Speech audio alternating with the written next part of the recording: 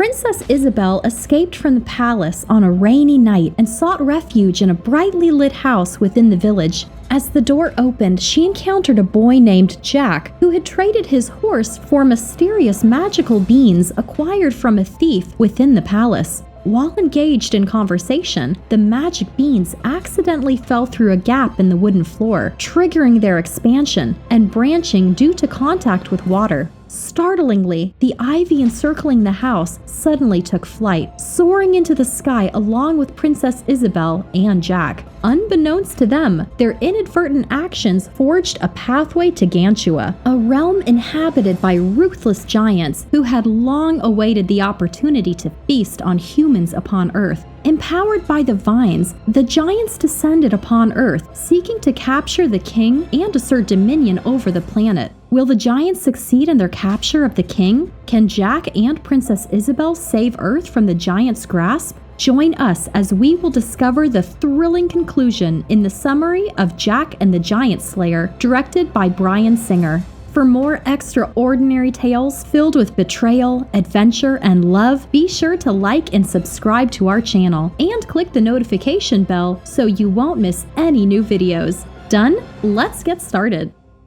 Our heroes, Jack and Princess Isabel, grew up listening to the tale of the giants and King Eric based on their horses. The son of a farmer, Jack became a strong lad at the age of 18, and the king's daughter, Princess Isabel, became a very beautiful young girl. The princess was eager for adventure, and this passion for adventure would lead her to meet Jack. At his uncle's request, Jack goes to the market to sell his horse and car. When it comes to a man who tells the story of the giants in the market, Jack can't resist his desire and starts to listen. In the crowd, a very beautiful young girl catches his eye. He is fascinated by her beauty. Realizing that the girl is wealthy, a few drunkards begin to bother the girl. Jack tries to protect the girl by throwing himself forward. However, one of the men punches Jack in the face. Shocked by the impact of his fist, Jack begins to speak. However, there is something he is not aware of. That girl is not a normal person. She is the daughter of the king, and the guards have come to take her away. While Jack continues to drool, thinking that people are kneeling in front of him, when he turns around, he is stunned by the huge army of guards he encounters and falls down in embarrassment to show that his knees are okay.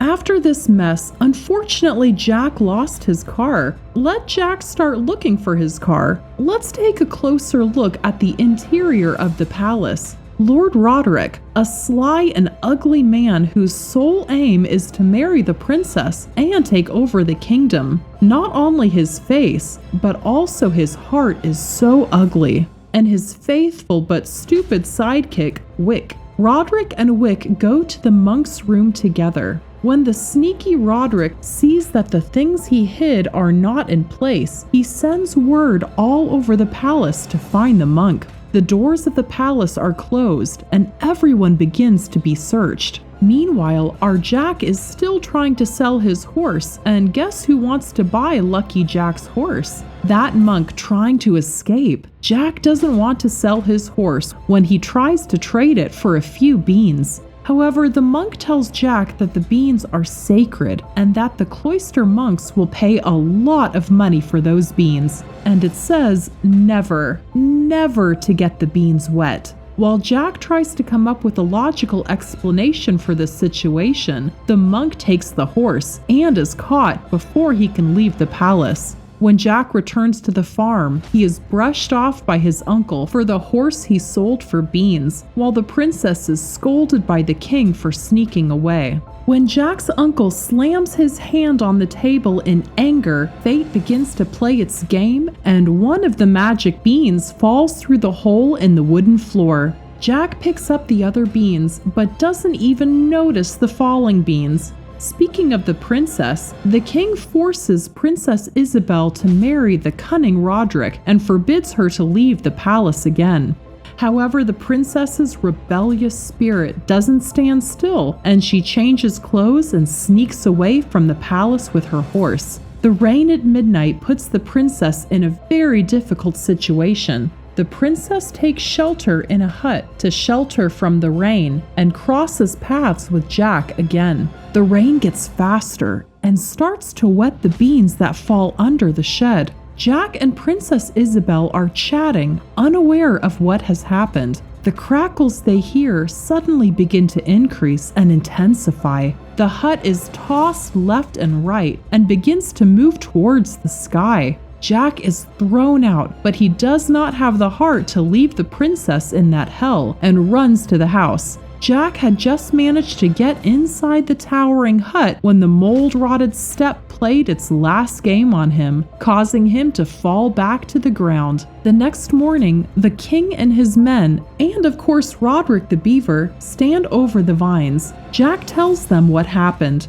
The king assembles a small team, including Jack, and asks them to bring the princess back. The team starts climbing the vines without wasting time. They are tightly tied to each other with a rope. Although they go fast at first, the cold and rain start to tire them. One of the guards carrying the food slips, and he and a few other guards begin to sway in space. While Wick tries to pull people up, Roderick forces Wick to cut the rope of the people he calls the excess weight, and Roderick's sidekick, Wick, cuts the rope without blinking. They tell Elmont, who is the king's chef aide, that the rope is broken. The rest continue to climb up. In the morning, they step into the land of giants. The princess is not at home. After doing some research, they realize that the princess has been kidnapped. Of course, it was Jack who noticed. Meanwhile, King Bromwell finds his fallen soldiers in the morning,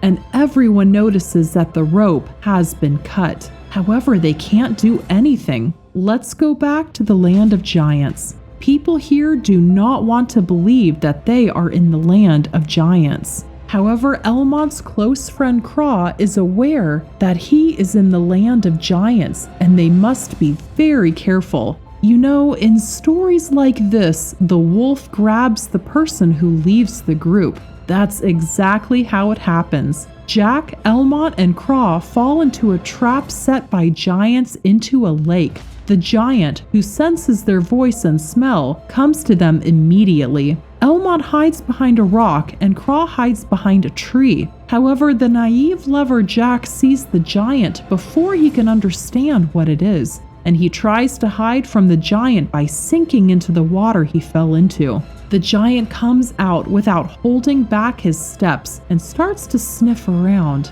uproots the tree where Craw is hiding. He easily catches Craw and Elmont, who attack him right after. Like a fly, Jack begins to sneak behind the giant. Meanwhile, the other three come to the edge of a cliff.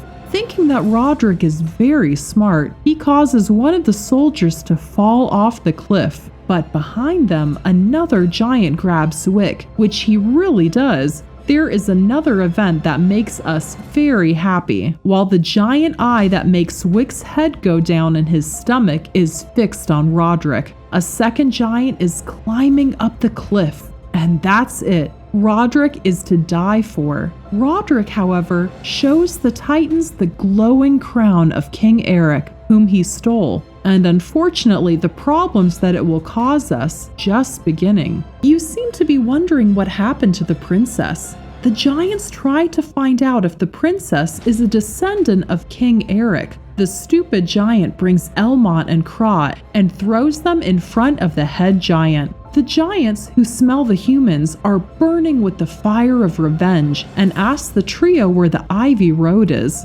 However, Craw takes on giants 10 times his size. The giant devours the loyal man in 2 bites. Meanwhile, Jack is eavesdropping on the giants. While the princess of the giants are fighting over who will eat, the manipulative Roderick enters with the crown on his head and begins to rule all the giants. He sees the betrayal of Roderick, who ordered the giants to descend to Earth and wage war, in Princess Elmont. Roderick, who gets the power he wants, sends Elmont and the princess to the kitchen to bake a nice pie. The giant wraps Elmont nicely in donut dough and doesn't take much thought to stick a spear on top of it, like a toothpick for a giant. While Elmont thought he would die on the spot, the giant spear, who was blind in one eye, thrust the spear between Elmont's legs. Jack watches while holding his breath. He gives Elmont his knife, giving him a chance to escape, and climbs onto the board just above the giant who is about to slay the princess. Jack, who stabbed one of the knife set hanging on the board into the back of the giant, kills the giant after fighting with the giant for a while. She cannot hide her admiring glances towards Jack. Our heroes set out to inform the king and return their mission to the princess. After a while, they reach the ivy that opens the door to the world. But the cunning Roderick has left a guard there. The giant idiot donned an armor to protect his head, but fell asleep where he was. Wanting to turn this into an opportunity, Jack comes up with the ingenious idea of throwing a beehive he found in the forest into a helmet. Oh, that's our Jack. Too smart. Elmont and Jack throw the beehive into the giant's helmet. However, there is a problem. The stupid giant insists on not waking up. When the bees are as persistent as the giant wakes up desperately and throws the helmet.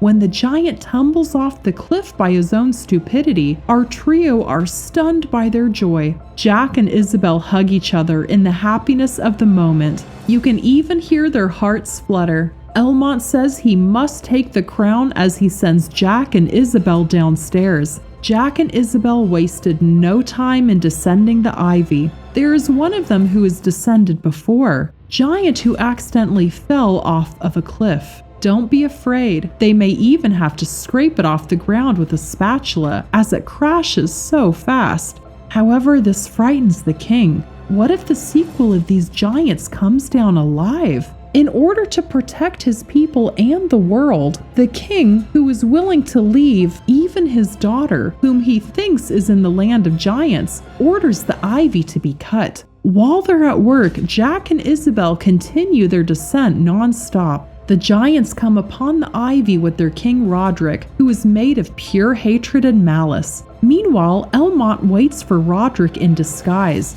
and at the right moment, he attacks Roderick. The two fight for a long time, and in the end, thank God, Roderick dies. But the great-hearted Elmont cannot take the crown before the giants. The two-headed giant Fallon, who is smarter than the others, takes the crown and declares himself king. Now things start to get worse. Just before Jack and Isabel can descend, the vines begin to fall. Don't worry, Elmont manages to descend at the last moment by holding on to the vines. Jack, Isabel, and Elmont come down from the vines, spread across the ground without even bleeding their noses. Both the connection with the land of giants is cut, and the princess returns safely to her land. But dear viewers, wouldn't it be too short if the story ends here? So the giants find the magic beans that Roderick forcefully took from Jack and immediately throw them into the water, making multiple paths to the world.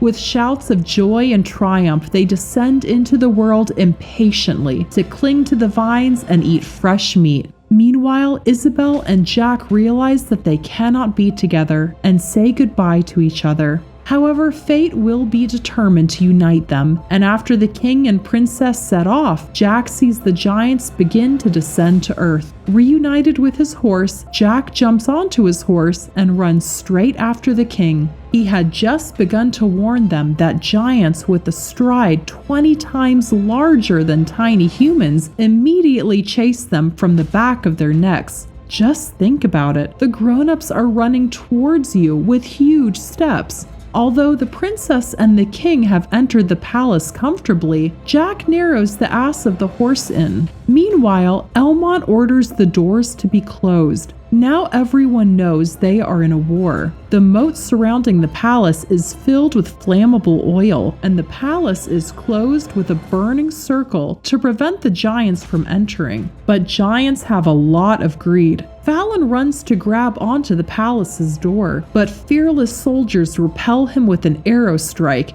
and make him sink into the blazing waters. While the rest of the giants thought he was dead, he took action to conquer the palace from within. The giants start throwing whatever they find around at the palace. While trying to open the door of the palace with hooks, the soldiers strengthen the rope so that it does not open. Meanwhile, the king tells Isabel and Jack to go to her room and inform the other countries. Jack and Isabel enter the king's chamber, and they try to find the secret compartment that the king said. Meanwhile, the giants never retreat. They cheer each other up with their stomachs to fill them up. This is how great motivation works. Jack and Isabel felt a tiny earthquake in the king's room when suddenly the floor split open and the two-headed Fallon came out of the ground. Jack and Isabel hide inside the king's robe. Fallon smells the princess. After all, the princess is not going to smell that Jack. When Fallon, looking left and right, finally finds their place, our heroes begin to flee. Enraged, the giant suddenly grabs Isabel. Will Jack stop? Forces on the giant. However, the giant also catches Jack. The giant opens his huge mouth to swallow Jack. However, Jack takes the last bean from his necklace and sends it into the giant's mouth. The wet bean plays its role in the best way and begins to branch out. The giant splinters with vines all over it. As Jack grabs the crown, he goes to the gate of the palace, and just as the giants who are about to attack the king and his men see the crown, they bow before Jack. Thus, not only the Cloister Kingdom, but the whole world is saved. Let's get to the end of the movie. Jack sends the giants back to his country and closes all roads. Impressed by Jack's loyalty and intelligence, the king allows Jack and Isabel to marry. They got married at a big wedding and began to tell their own stories to their children. Be you, and never give up your loyalty and the values you fight for. True victory is achieved only in this way. Jack the Giant Slayer is an excellent movie worth watching. What did you learn from the movie? Let us know in the comment section. Don't forget to like and subscribe to our channels for movie reviews and recaps like this one. See you in the next videos. Bye!